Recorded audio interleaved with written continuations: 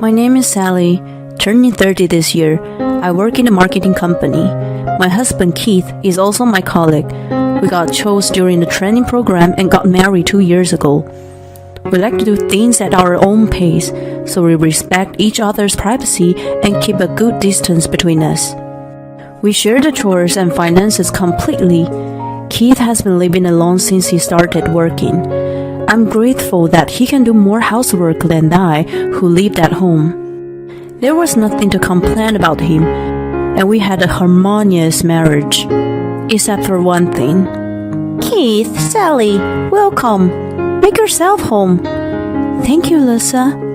One weekend, we visited Keith's parents, who lived about 1 hour's drive.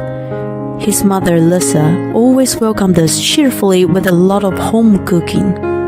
The menu that day, including shiitake mushrooms stuffed with meat, boiled king trumpet mushrooms with cheese, salted oyster mushrooms, and so on. Amazingly old mushrooms today.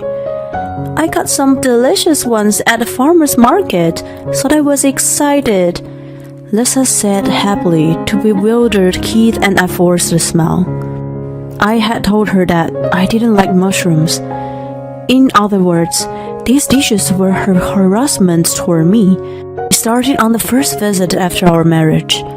Lisa asked me over the phone if I had anything I couldn't or didn't like to eat. Without any doubt, I answered that I didn't like scallops.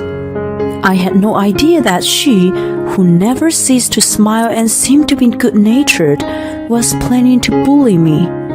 But she surprised me with scallop gratin and salted scallops. She even prepared scallop pasta for lunch the next day. He knew I disliked it and mentioned it to her.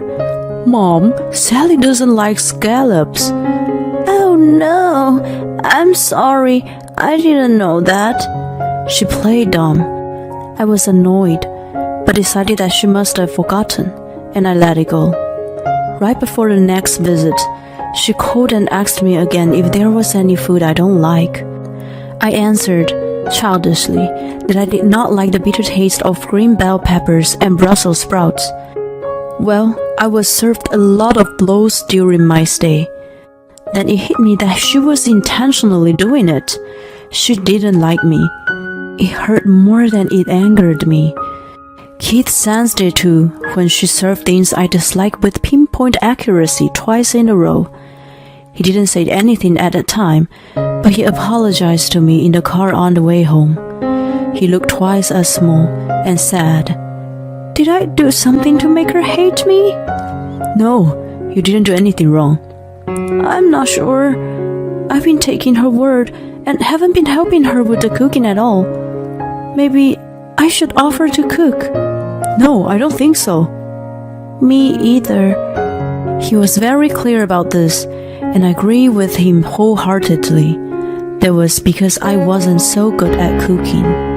Keith even declared that he was going to be in charge of it at home. There was another problem. Lisa's cooking was amazing. The first time she served me scallop gratin, I thought it would be rude not to take a bite. I gathered up my courage and put it in my mouth. To my surprise, it was delicious. It tasted nothing as I'd ever had before. I disliked the smell of the sea, but there was no trace of it. And the texture and aroma of the scallops and the smoothness of the cream with the melted cheese were a perfect match. The green bell peppers and Brussels sprouts were also exquisite, and the mild bitterness beautifully accentuated the dish. I complimented the food and gobbled them down.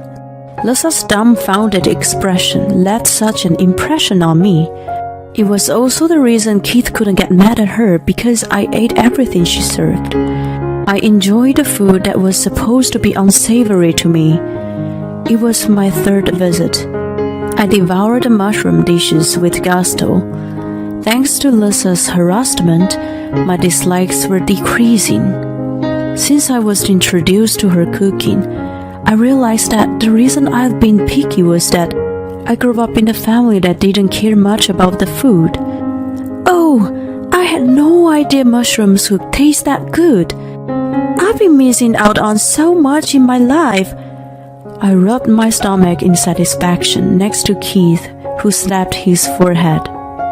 What would be Mom's true intention if you enjoy harassment? She's a good cook, so maybe she has some pride? I don't get it. Frankly, I'm more concerned about your dad and brother's attitude than your mother's harassment. I guess you're right. Lisa lived with her husband David, who retired a few years ago, and another son Kyle, who was single. Her direct harassment was the least of my worries, but I was more annoyed with Kyle, who watched me with a smirk. Perhaps he knew that she was entertaining me with something I disliked. When I ate the food with relish, she looked puzzled, but he showed obvious dissatisfaction. He even watched my every move with unpleasant attention, and if I made the slightest mistake, he would make sexist remarks. On the other hand, David thought I was a servant, a housekeeper, or something, and ordered me around with a snap of his fingers. Keith shielded me, but I still felt degraded. You know, we shouldn't visit them anymore. I was taking advantage of your generosity, but there's something wrong with my family, he murmured after the visit. I guess you're right. No matter how good the food was, it didn't change the fact that Lisa was harassing me. I was also fed up with the male chauvinism of David and Kyle. However, if I just pretended that it had never happened, I would be left annoyed. I had an idea of how to get back to them. Okay, can we have the vinyl visit on New Year's Day? Here's something I would love to do to them. When I shared my idea with him, he seemed a little reluctant, but he agreed to go along with it. Lisa disliked me for some reason, and only put things on the table I didn't like. Maybe it was going to be the last time we saw each other. I hoped she would take my paycheck to her heart. Then came the final visit, probably the last New Year's Day to be celebrated at my in-laws' house. On the dining table, there was a sumptuous dinner made by Lisa with a plate of A4 grade Wagyu steaks. It was a divine sight that I had never seen at my parents' house. Normally, I would be very excited, but Keith and I were anxious. I had told Lisa in advance that I wasn't a big fan of high-grade beef and preferred pork loin. She was soothing my reaction with a smile on her face, and Kyle was smirking as usual. David was indifferent and demanded wine from Lisa. These were the usual behaviors of in-laws.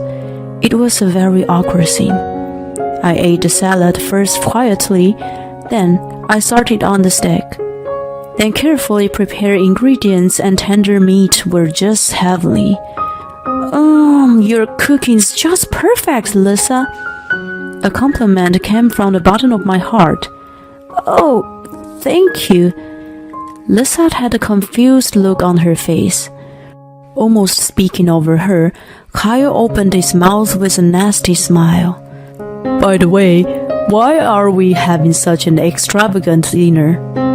Is there something special to celebrate with expensive beef? Well, Lisa mumbled. Ugh, what a rotten character he was. Today is a very special day, right, Lisa? Huh? I put a box I had secretly brought in front of her. I opened it and showed her what was inside. It was a whole cake. Keith and I put party poppers we had hidden. Happy birthday, Lisa! Oh my god! The dry sound of explosions was followed by confetti and gunpowder. Lisa's eyes were so big in confusion, and David and Kyle were stunned. With a big smile on my face, I explained to them. Your birthday is January 1st, isn't it?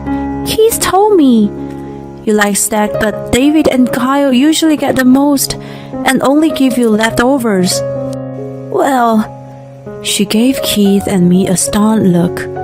He looked back at her and said, You always entertain us on New Year's Day, and we never celebrated your birthday since I was a child. You never said anything about it either. had totally forgotten about your birthday for so long. I'm sorry. Being married to Sally has made me realize a lot of things. Keith! She seemed to be tearing up at his heartfelt apology. In the midst of all this, Kyle clicked his tongue in his annoyance. What's this? You're scoring points, aren't you? That's what I don't like women. You're all calculating. He shook his head in disgust, and I glared at him with all my might. I'm glad to be a calculating woman. I'm much better than a 34-year-old and a 65-year-old man who do nothing and pester all year round. What the? He was so stunned to be talked back to by me that he lost his words. His face was bright red with his mouth open. Even David, who was staring blankly at the whole cake, was furious at my rebellious attitude. Keith, shut your wife up. You haven't trained her well enough. She doesn't know her position in this house. Keith yelled back to him. You shut your mouth. You, who do you think you are? Ignoring her brow, I spoke to Lisa. How does it feel to be congratulated by someone you were harassing? Excuse me? Her face quickly turned pale. As if I were telling a child, I spoke to her softly and without hesitation. Did you enjoy doing it? Well, listen, are you happy taking care of a son who thinks that celebrating his mother's birthday is nothing more than scoring points? Are you willing to spend the rest of your life taking care of these men? Don't you envy that I'm loved and treated well by Keith? She was at a loss for words. I didn't know how she felt while harassing me. However, even if she didn't say it out loud, her kind nature was showing in her cooking. I would feel sorry if they tasted too bitter for her. Maybe she can eat a little of these mushrooms if they have the right texture. I'd feel bad if she couldn't eat anything. Let's prepare fried chicken too. I could sense her kindness in her food. Keith had told me that his late grandmother lived there until a few years ago and that she had assumed control over the family. Lisa had been bullied by her and given the lowest rank. She spoiled only Kyle, the eldest son, and Keith was left out. Even after her passing, the treatment of Lisa within the family did not change. When Keith became acquainted with my family, he realized for the first time that something was wrong with his family. The root of all evil in his family was David and Kyle, and Lisa was their victim. Even though I knew this, I couldn't easily forgive her for her bad behavior toward me. Still, her cooking was filled with genuine kindness and was amazing, so I wanted to give her a last chance. Keith and I will never come to this house again. What? What are you saying? I was talking to Lisa, but David and Kyle jumped in. Who do you think you are? You don't have the right to decide. That's right. A stupid, emotional woman has no right to speak. Shut up! When the normally calm Keith yelled like an erupting volcano, Kyle flinched.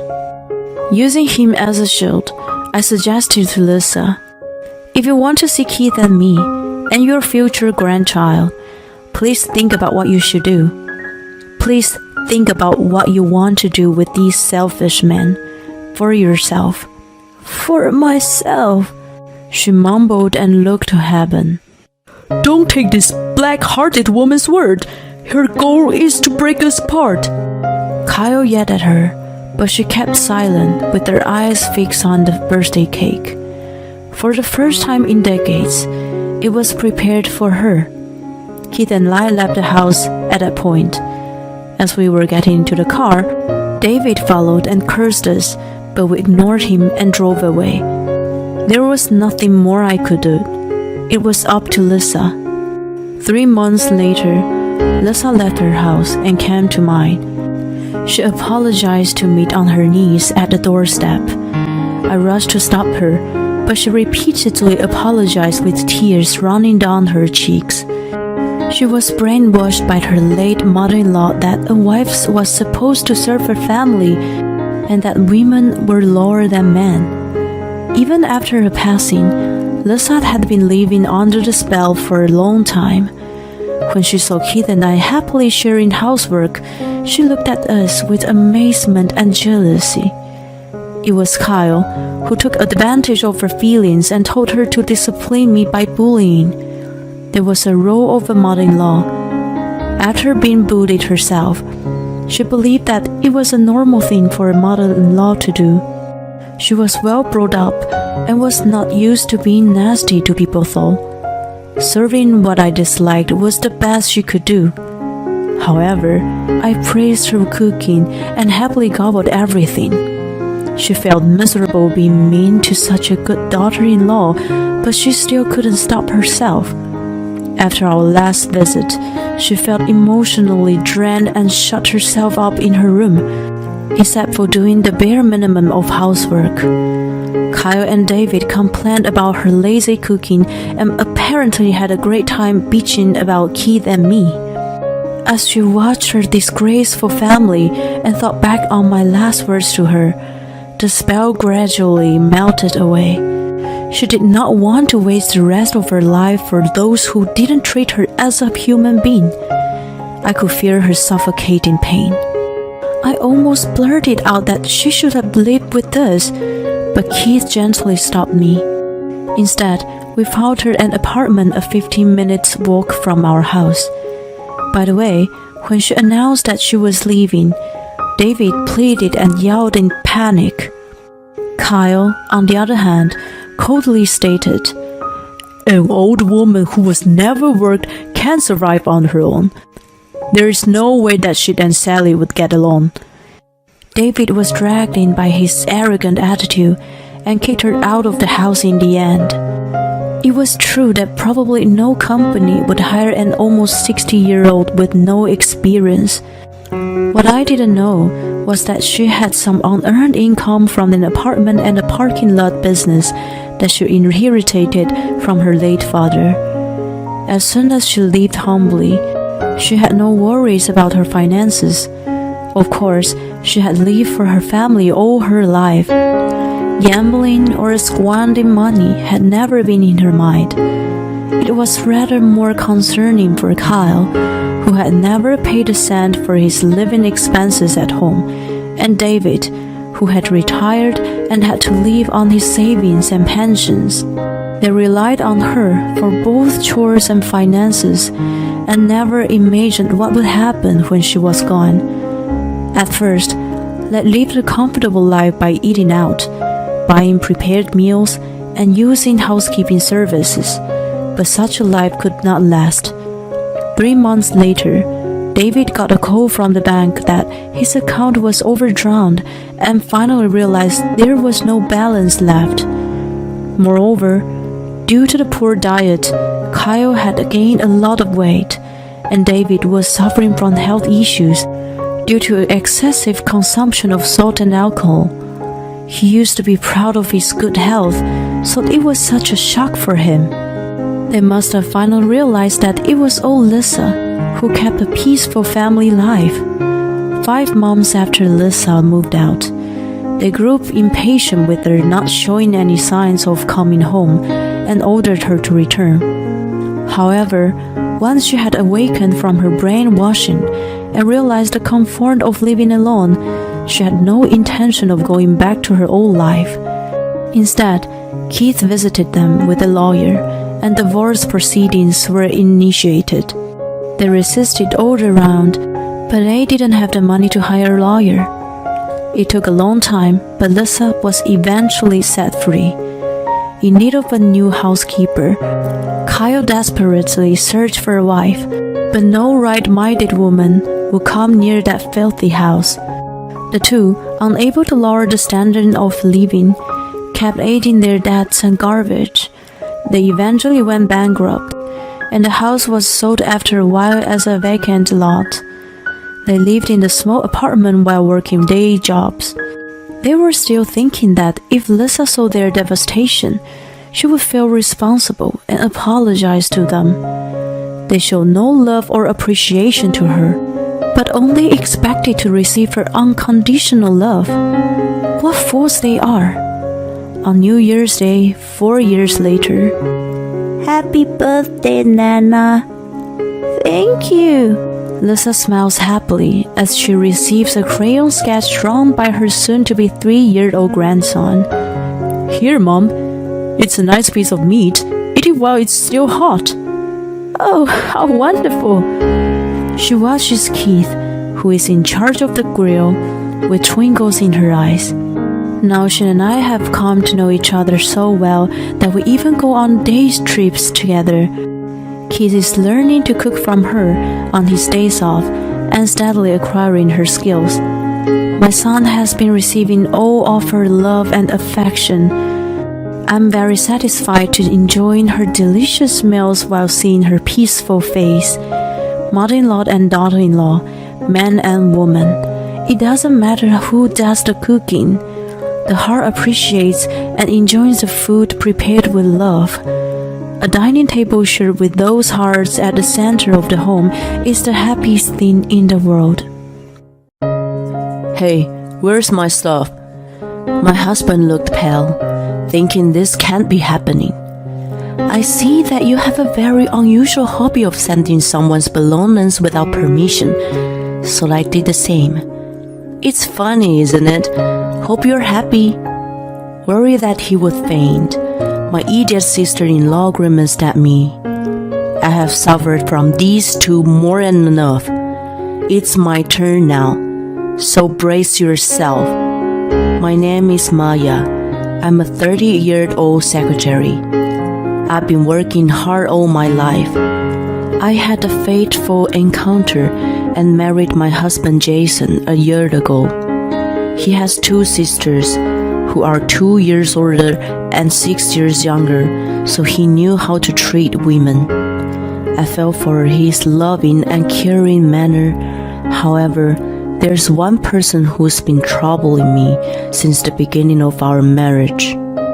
It's his younger sister, Jasmine. She got a job after graduating from college, but I quit because it just didn't seem right for me. You know what they say, the first 3 months are crucial, right? She quit her job after only 3 months. She's moving from job to job after that. When she came to visit me for the first time, "Whoa, what a tidy house. You're good at cleaning. I'm the youngest, so I'm not good at housework. How amazing. I admire you." I wasn't particularly as good as she thought. Jason suddenly told me that night that she was coming over, so I cleaned up the house in a haste. I didn't feel bad for being praised by her, although I wondered that being the younger had to do with cleaning skills. I was happy to see her, who was bubbly and cheerful. I also liked the idea of having a younger sister-in-law as I was the only child. That day, she came over at 2 p.m. and didn't show a sign of leaving until 6 p.m. I wanted to get ready for dinner, so I mentioned, "Well, I'm gonna start cooking dinner." I hoped she would get a hint and leave, but I got an unexpected reaction from her. "Yay, can I watch it? I love watching people cook." Seeing the twinkles in her eyes, it was hard for me to say no. "Sure." I forced a smile. She wasn't interested in helping me, but just watched the whole time. I guess that she planned to eat with us at that point and kept cooking.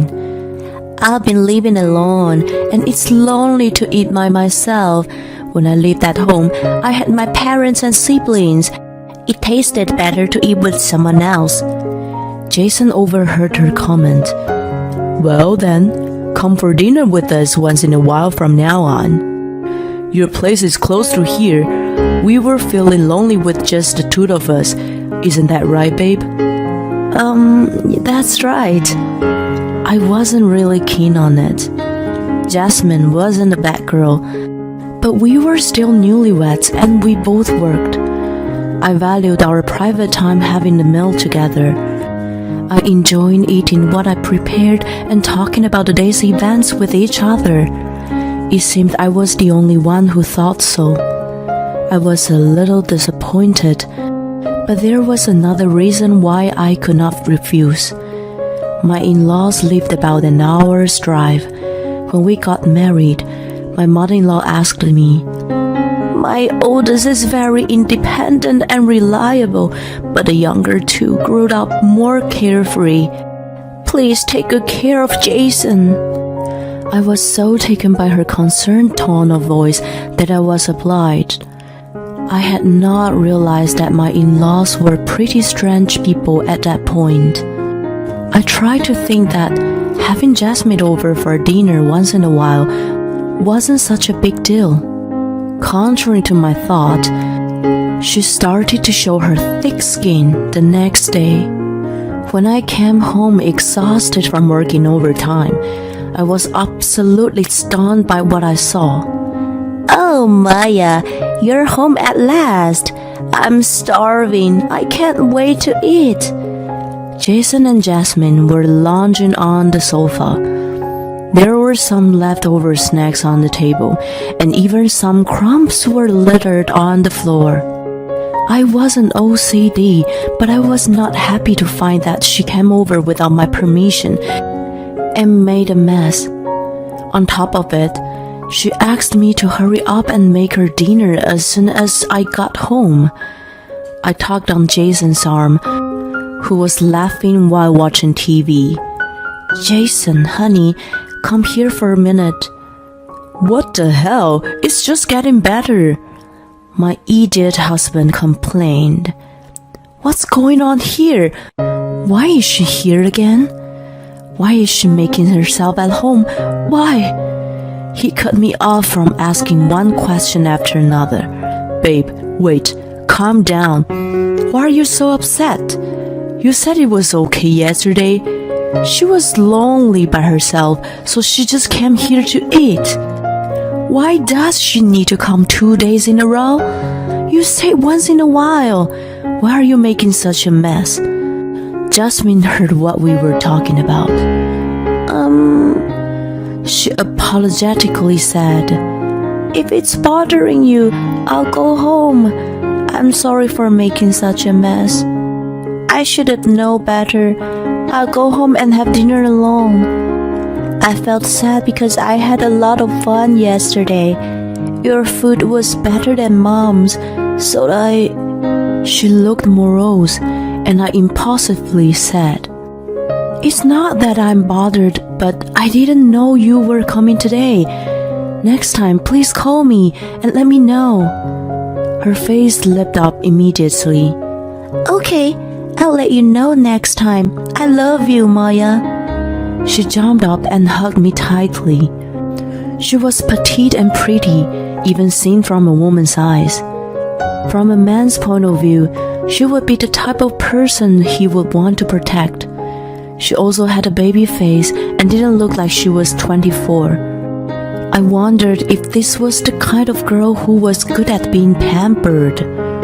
Thinking to myself, I began to prepare the meal. "What are you going to make today?" "Bolognese, I think. Do you like it?" She was thrilled. "Yay! I'll have a lot of sauce, please." While I was astounded by her childlike gaiety, I felt that a lively dining table was not so bad once in a while. She stopped coming over every day, but came about twice a week after that. "I'm in the good mood for rice and beans today." She remembered to call me, but she sometimes gave me a bold request. After about a month, Jason declared something outrageous. "Sorry, hon, can you say that again?" Contrary to my distress, he looked calm. Jasmine quit her job again. She got evicted from the house for not paying the rent. He was laughing. "So, what's all this? her stuff. I asked him what those boxes were, and they turned out to be Jasmine's belongings. He decided to let her stay at our house for a while without asking me. Meanwhile, she was looking at me with pleading eyes. It really pissed me off, so I took out my phone and called someone right away. Hello? Is this Kathy? I'm sorry to bother you, but I'm wondering if you've already heard about Jasmine quitting her job again and moving to our house? I looked at the two in front of me as I made a call. They looked back at me disapprovingly. This call should have settled everything. My in-laws should have come to pick her up, and I should have gone back to my peaceful life. I was triumphant and even thought I should have done this much sooner, but my mother-in-law had a surprising reaction. Has she done it again? Sam and I have always told her to be more patient. Is that how young people are nowadays? I'm sorry, Maya, but could you take her in for a while? You know, Sam and I are getting old for this. I didn't understand what she meant. No, I can't do that. Why would I take her in when she has your house to go back to? Please come and pick her up. I might have said it a little too sternly, but I had no regrets. I always thought that my in-laws were too lenient with their children. She was 24 and a grown woman. They were too indulgent. Kathy was reluctant and passed the phone to Sam. Hi, Maya. I beg you to let her stay there. You are an only child, so maybe you don't understand. Siblings are supposed to help each other. Now is the time, isn't it? He tried to admonish me in a gentle tone, but what he said didn't make sense. While I struggled to argue, Jason and Jasmine smirked at me. I was even more infuriated, but the last straw was Sam's next remark.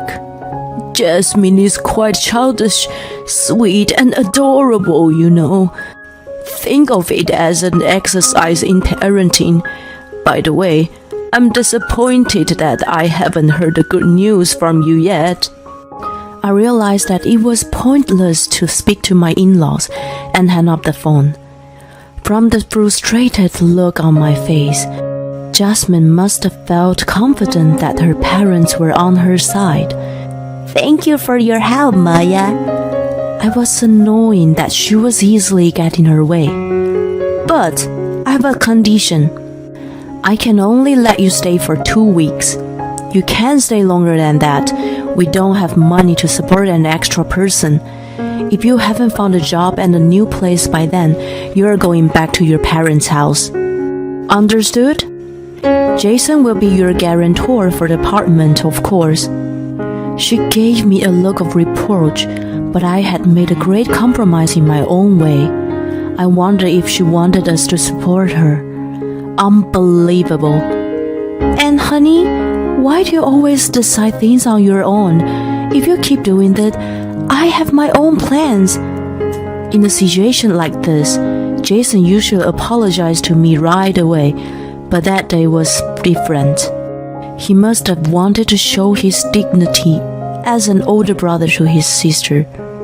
You are heartless. She's in trouble. I wasn't pleased to hear him call me that. To him, she was his sister, but to me, she was unrelated. Besides, if I continued to exploit her, it would not do her any good.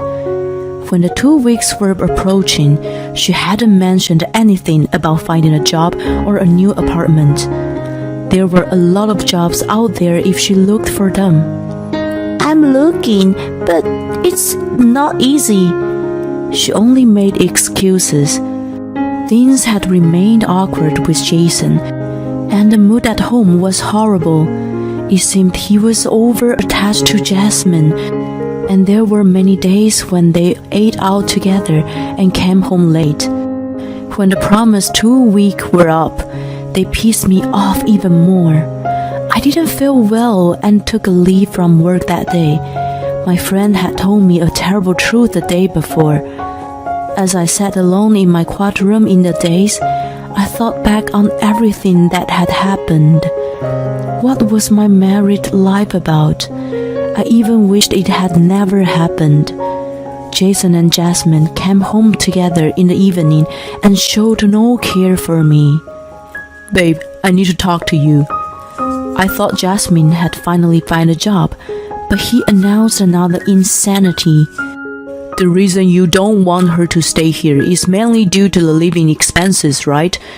We thought about it, and why not have Jamie live here too? She makes a good salary, so it would make our life easier." He was so proud of the idea, and I felt nothing but sorry for him. I was sure he was crazy, and there was one more like him. "My sister's never been angry with us no matter what we do. I think she'll agree with our idea. She travels a lot, so she's not home much. I think it's a really good idea." Jamie was their older sister and successful career woman. She had no desire to get married and was still single. According to Jason and Jasmine, they hadn't talked to her about moving in with us. They were absolutely self-serving. "So, we went to her apartment the other day and packed up her stuff. They should have arrived today." Jason looked around the room. "They're not here. I sent them back." They gave me puzzled looks. A few days ago, I contacted Jamie to see if she could help me since my in-laws were unreliable. She was on a business trip but made time to talk to me. "Hey Maya, I was just about to call you too." I was truly surprised to hear what she had told me. "I got a call from the manager of my apartment. He said Jason and Jasmine had come to pack my things for the move on my behalf. He is an old man and a little unreliable, so he let him in." "What are they up to?" She, of course, complained to the manager about it. Jason apparently showed him his driver's license and talked him into letting him in. Still, it was absolutely outrageous, and I felt nothing but sympathy for Jamie. Jason and Jasmine act like criminals out of desperation.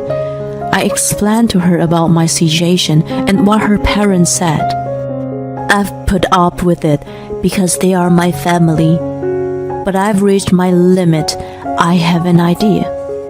The delivery came in the morning at good timing. There were a few boxes, and in addition, it was cash on delivery. "She's not home right now, and I don't have cash on me. I'll have her call you later." I declined to receive them and then contacted Jamie immediately. She said she would go to the branch on her way home from the business trip. Since Jason was the one who shipped the boxes, she would drag him out with her. Jamie was pretty upset, you know. I thought she didn't get angry with you guys. By the way, I'm moving out of this house. If you want to live with your little sister so badly, go ahead and live together. It's been 2 weeks. Remember what I told you? If things don't change, I have other plans. I'm divorcing a selfish person like you." Then Jasmine spoke up. "Jason, let's do as she says. You have me, we both lived here, and I'll get a job. Well, you might have to look after me for a while, though." "That would be impossible, Jasmine." I simply stated the truth, and she pouted at me.